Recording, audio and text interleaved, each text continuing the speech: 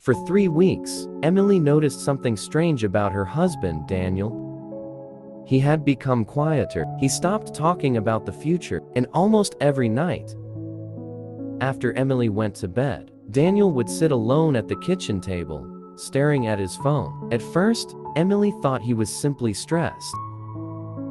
Then one Saturday morning, she found a cardboard box hidden inside their closet. It was filled with Daniel's clothes. Emily froze. Why would her husband be packing his things? She didn't confront him. Instead, she quietly put the box back and watched.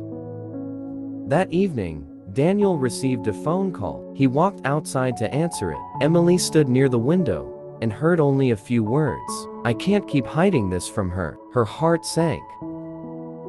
Who was he talking to, and what was he hiding? Over the next few days, Daniel became even more secretive. He started leaving the house early. He made several unexplained trips across town, and one afternoon Millie noticed something that frightened her. Daniel had withdrawn almost all the money from their savings account. Emily stared at the bank notification on her phone. Their savings had been built over 6 years. It was the money they had planned to use to buy their first home. Now, almost all of it was gone. That night, Emily finally decided to confront him. "Daniel, are you leaving me?" Daniel looked at her. For several seconds, he said nothing. Then he quietly asked, "Why would you think that?" "Because you're packing your clothes, you're hiding phone calls, and you took our savings." Daniel lowered his eyes. Emily's voice began to shake.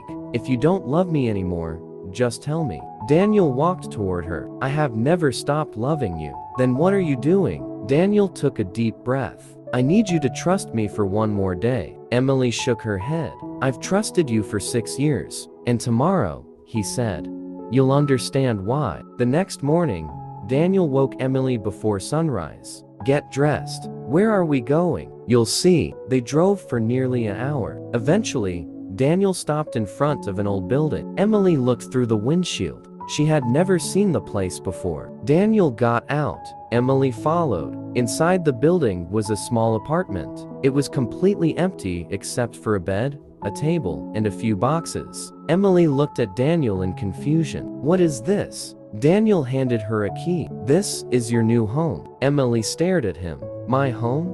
Daniel nodded. "For the last 6 years, you've been taking care of everyone except yourself." Emily didn't understand. Daniel continued, "Your mother needs expensive medical treatment.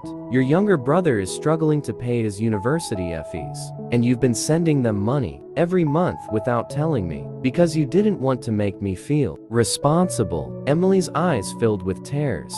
Daniel had known, but there was more. "I found out 3 months ago that your family might lose their house." Emily covered her mouth. "So I sold my car." He paused. "And I used our savings to buy this apartment." Emily looked around. "But why?" Daniel smiled. "Because I know you would never ask for help." Emily began crying. "You thought I was leaving you." Daniel gently shook his head. "No, I was trying to make sure you never had to choose between your marriage and your family." Emily hugged him tightly. For the first time in weeks, Daniel finally told her everything. The late-night phone calls weren't with another woman. They were with the bank.